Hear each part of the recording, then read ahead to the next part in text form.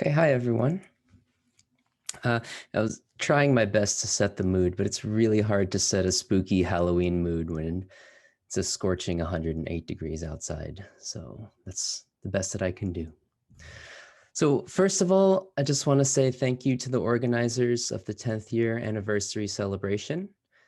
The College of Science and Health has been my academic home since I started teaching, and I'm honored to be a part of this team that's so dedicated to teaching, learning, and the advancement of science. Thank you very much, and I hope to be invited back for the 25th and 50th year celebration. So my name is Austin Lim, and I am teaching in the neuroscience program here at DePaul. Outside of my passion in understanding how the brain works, I'm also very interested in the way that literature reflects the nature and the timing of scientific thought. And I figured that this would be a really sort of fun opportunity to talk about what I've learned in the context of the science that underlies the novella Frankenstein.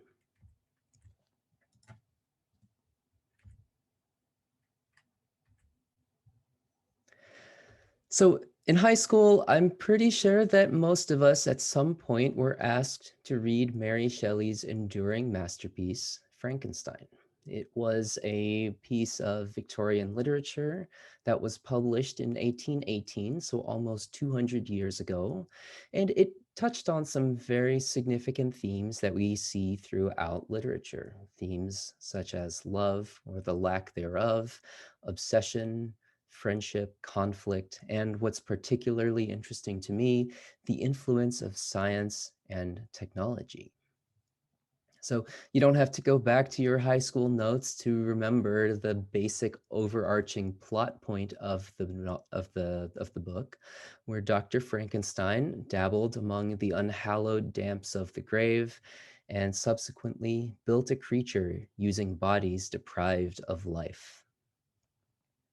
And I just want to read this one excerpt, this one particularly salient excerpt from the novel, using my best scary, I guess, narrator voice.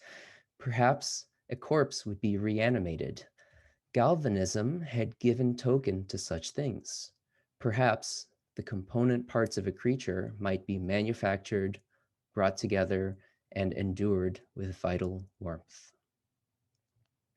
And the big question here, the word that I've underlined, the interesting part that I really want to spend a bit of time talking about is galvanism. What exactly does galvanism refer to? And when Mary Shelley had written Frankenstein, one of the prevalent thoughts of the era was related to this guy, an Italian biologist and naturalist named Luigi Galvani. Galvani was known for two things. He was really well known for one of his rivalries against a fellow electrician named Alessandro Volta, and their rivalry eventually led to the development of the galvanic cell, which is basically our modern day batteries. And the other thing that he was known for was conducting experiments with frogs. And I've underlined conducted here because I had a really fun time coming up with electricity related puns. And this is the first of several terrible electricity related jokes that you'll see coming up in the next few slides. But to put things in the time frame of where all of this was happening, in 1780, Galvani conducted one of the earlier experiments demonstrating this phenomenon that he described as bioelectricity. The idea that electricity is very closely related to activity of the body. So he was doing the thing that many naturalists did back in these days. You're basically cutting up animals. And he was known for his frog leg experiments where he would dissect out the frog legs from the rest of the body. And one of the things that he observed in his laboratory that shocked him so much was sometimes he would be able to observe that these legs would just randomly, almost seemingly, spontaneously start jerking. Right. He would observe that as he was cutting apart the body and pinning down different parts of the legs to the table, that sometimes he might accidentally develop a static charge, deliver a little bit of electrical current through some of these nerves and cause the legs to move. Later, what then he did was developed a system to deliver large electrical currents, and he was able to elicit the body's the legs to move independent of the brain. So the experiments that Galvani was doing at this time weren't super wildly strange. Like, right, we didn't think of him as a mad scientist the way that we might think of Dr. Frankenstein as being a mad scientist. And most likely in high school, immediately following your literature class, when you read about Frankenstein, you'd walk across the hall to your biology class and perform a very similar experiment to this. His nephew, however, was the one who was the really kind of weird one who did some very interesting experiments. So this guy, Giovanni Aldini, was the one who came up with a few really interesting ideas. Although Galvani did his experiments on frogs, Aldini was positive that if he repeated those similar types of experiments in larger animal preparations, such as this ox head, that he would get very similar results. If he was able to run electrical current through the tongue or some part of this ox head, could he get this severed head to start moving and to do some really weird things? And based on the experiments that he conducted in conjunction with his uncle's findings, he was able to get some very interesting results. Okay, let me introduce a third character here, this guy named George Forster. George Forster was far from a model British citizen. So he was charged with murder for drowning his wife and child in a river. And as a result, he was executed by hanging in the year 1803. So again, this is just right before Mary Shelley put her masterpiece together. To give you some idea of what was going on in the political landscape of the time, the current laws in place put into effect by British Parliament was this thing called the Murder Act, and it was passed in 1751. According to the Murder Act, it was there to better prevent the horrid crime of murder, which allowed for some further terror and peculiar mark of infamy be added to the punishment. So not only would you be killed, but also some weird stuff would be done to you. And in no case whatsoever shall the body of any murderer be buried. Basically, what the Murder Act provided for was people who were found guilty of murder, their bodies were allowed to be experimented on by whoever wanted to. And so what you might expect is that when Aldini had the opportunity to go to Britain and do some experiments on recently executed criminals, he was happy to try his hand at doing some of the electrical experiments that Galvani did, but instead in a human being. So many of the experiments that Aldini did were super weird. Here's some of the illustrations of the preparations that they would set up where you're putting electrodes in one criminal's decapitated brain and running the current into another head, or putting heads side by side and running simultaneous current. There were a lot of really, really weird experiments that Aldini was able to do because of the Murder Act. And this illustration is they're showing Aldini on the right celebrating his victory after he ran electrical current through George Forster, the recently executed criminal, who, seen here, even though he is dead, we are showing that he has in some way partially looks to be reanimated. And on the left, we're showing two devils who originally had their grasp on the criminal, but they're worried that he's basically getting away and returning back to the land of the living. As a result of Aldini's experiments, the newspapers ran this article, which reads, "On the first application of the process to the face, the jaws of the deceased criminal began to quiver, and the adjoining muscles were horribly contorted, and one eye was actually opened. In the subsequent part of the process, the right hand was raised and clenched, and the legs and thighs were set in motion. Mr. Pass, the beadle of the surgeon's company, who was officially present during this experiment, was so alarmed that he died of fright soon after his return home. Some of the uninformed bystanders thought that the wretched man was on the eve of being restored to life." This was actually a newspaper article based on the bizarre experiments that Aldini conducted on Forster, right? This wasn't a piece of fiction. Which I think is interesting when we compare that with another excerpt from Mary Shelley's writing. "After days and nights of incredible labor and fatigue, I succeeded in discovering the cause of generation and life. Nay, more, I became myself capable of bestowing animation upon lifeless matter." And just to remind us of the timeline, Dr. Frankenstein was published in 1818. The experiments on Forster were done just 10 and 20 years ago.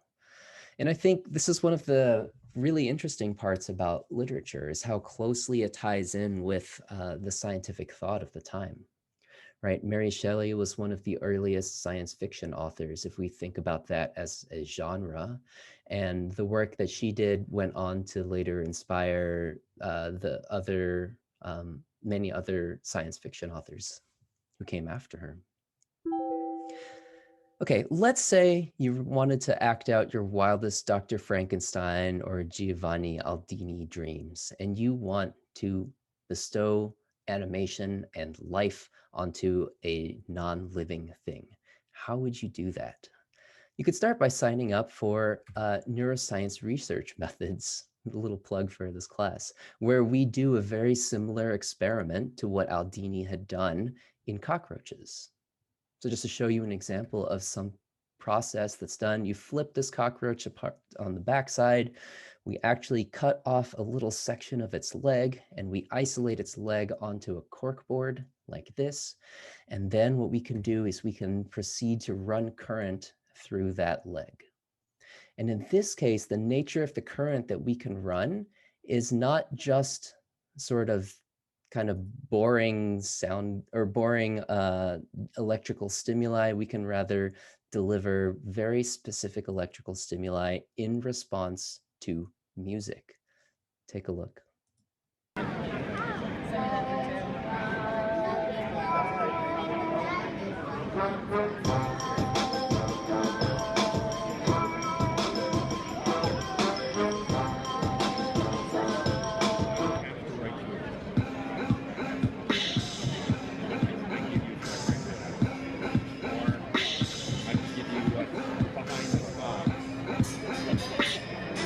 It was 100 degrees as we sat beneath a willow tree whose tears we get hot and vaccines so cold, break into mobile, go to sleep.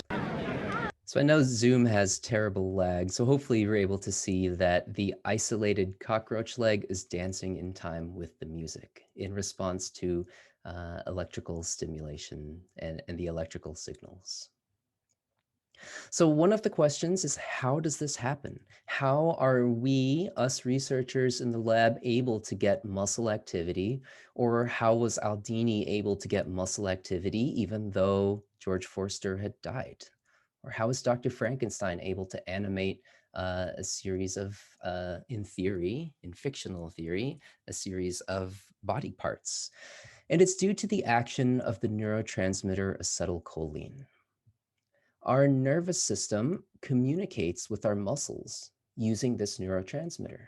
And whenever our brain is sending a signal to our body, telling our arms to kind of flail about wildly, that's all in response to signals resulting from acetylcholine. And if we zoomed in at a microscopic level, we can see that these fiber tracks that are running left to right here in red, these are the muscle fibers. And these smaller components here that are shown in a darker color, these are the nerves that are communicating directly with the muscle fibers. And the interaction between the nerves and the muscles is a very specific type of synapse called the neuromuscular junction. And it's the intersection between the nervous system and the muscle activity. When acetylcholine, the neurotransmitter, is released by the nerve cells, it allows for the muscles to contract, which is what allows for some kind of movement. So whether we are in the laboratory stimulating the insect leg, or if we were Aldini, what we're doing by providing electrical stimulation is we are causing these neurons to change in their electrical properties, which results in a release of acetylcholine, dumping that out into the neuromuscular junction, which in turn causes the muscles to contract. And this is how Aldini was able to get his executed prisoner, George Forster, to raise his arm up, to move the muscles in his face, and to make it look like he came back to life. There's another quotation here from Frankenstein: "I ought to be thy Adam, but I am rather the fallen angel." And it represents, this quotation really represents how Dr. Frankenstein had sort of had a shift in his regard towards the monster.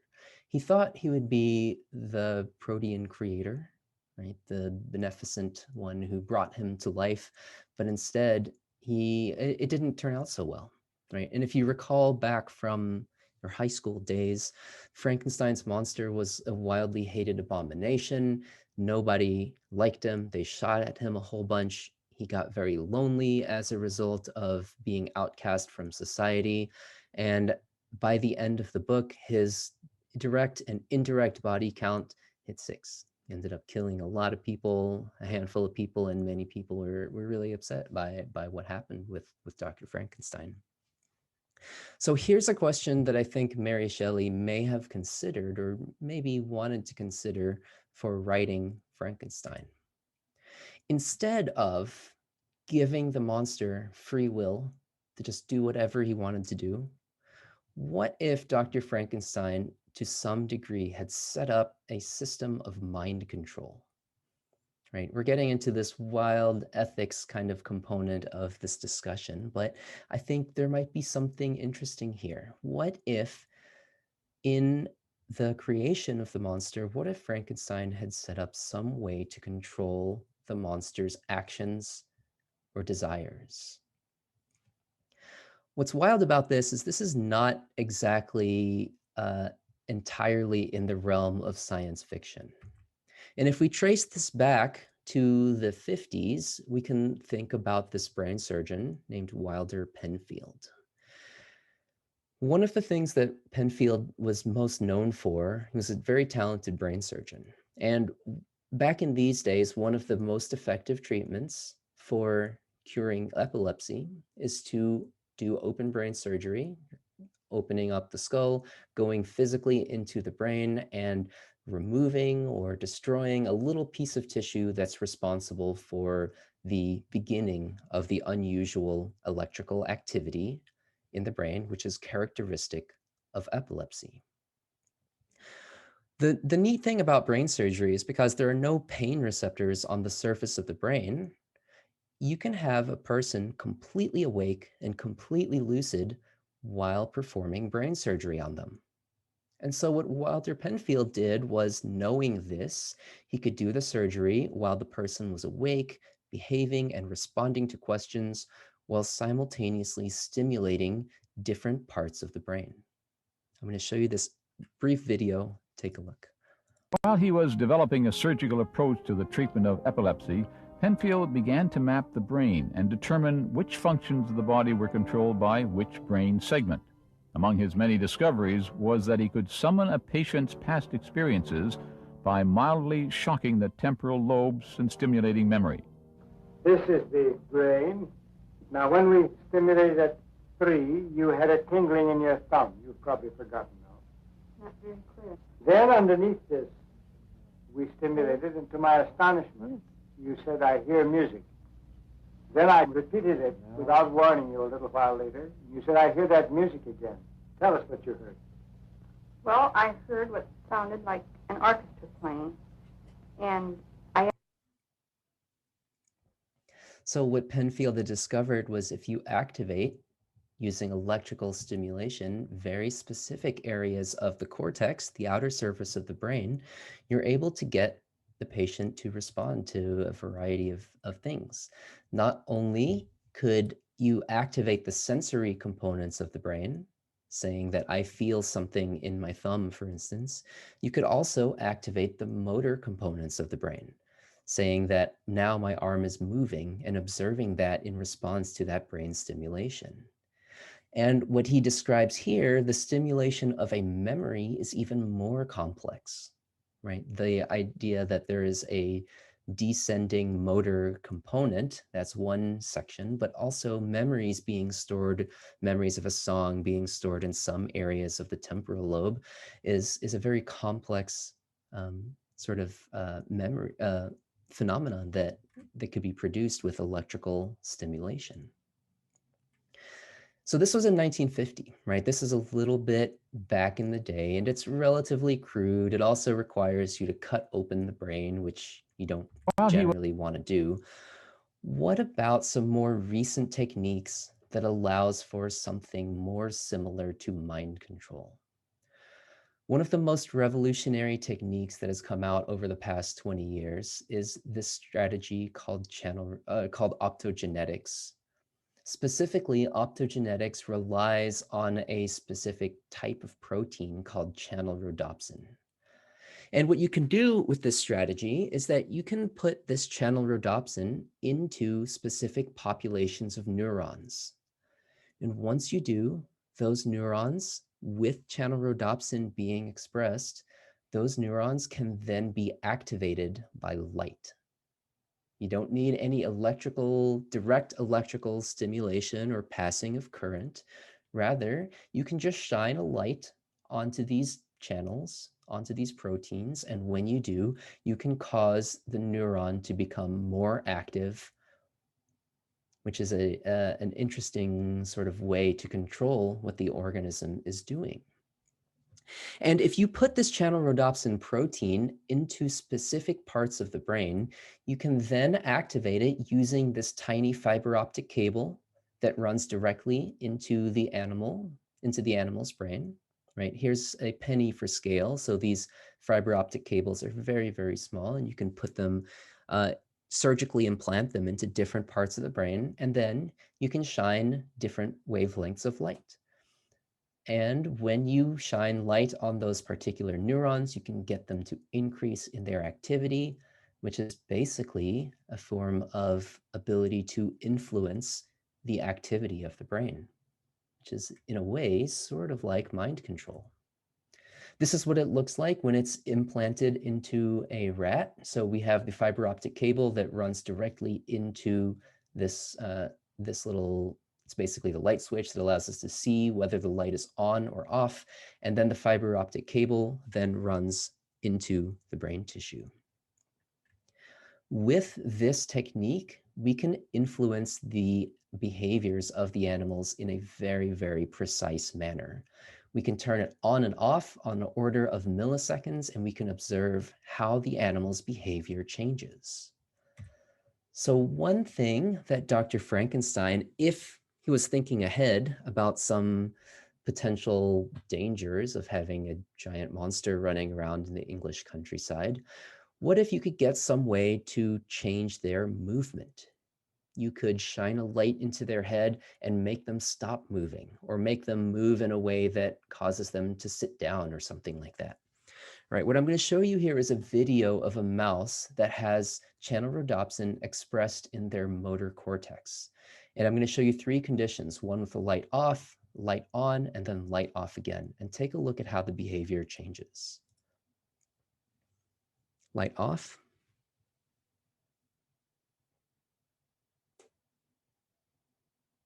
Light on.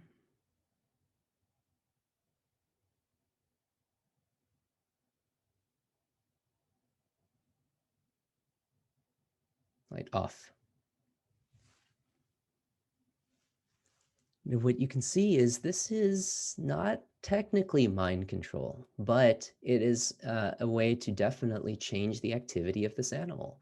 Once those channel rhodopsin proteins were activated, you're getting activation of neurons in the motor cortex, which is resulting in an altered behavioral state. So movement could have been one thing that Dr. Frankenstein should have thought about. What about hunger? Could it be possible to influence a behavior that's a little bit more primal, right? We think about some of our motor stuff as being higher up and more better evolved in monkeys and whatnot. But there are a number of behaviors that are evolutionarily conserved across all many animals, such as hunger. What happens if you use a channel rhodopsin approach to influence circuits in the brain that are responsible for hunger behaviors? Take a look. The light goes on.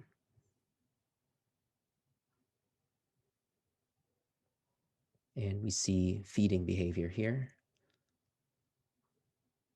Light goes off. And the animal has less interest in the food.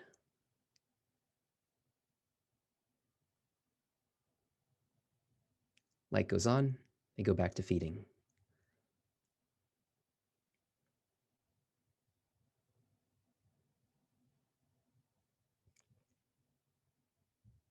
So I don't remember if Frankenstein's monster had to eat or not, but this is one of the behaviors that we can definitely influence in rats and mice. I think the big one here is the monster killed a few people, right? And aggression is another one of those really old behaviors that's probably evolutionarily conserved for a reason. Can we also use a channel rhodopsin or an optogenetic approach in order to influence aggressive behaviors? Take a look.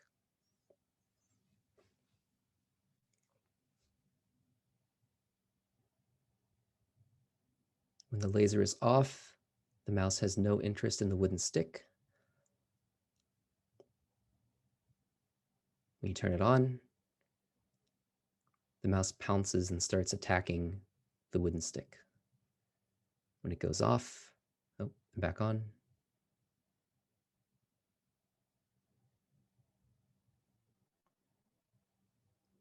And they repeated this experiment with different stimuli. This is a small plastic cap. The minute it goes on, you see the mouse lunge for it and start attacking it with its teeth.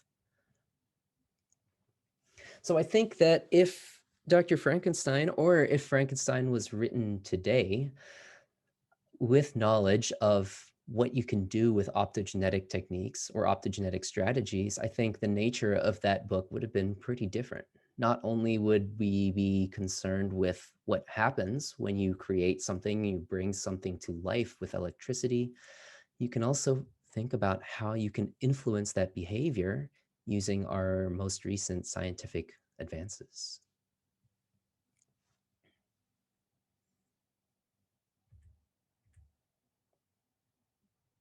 Okay, that's all I really wanted to talk about with the story of Frankenstein. Thank you all very much for your time today and for your attention. And I'm happy to just sort of talk about stuff if anyone has any questions.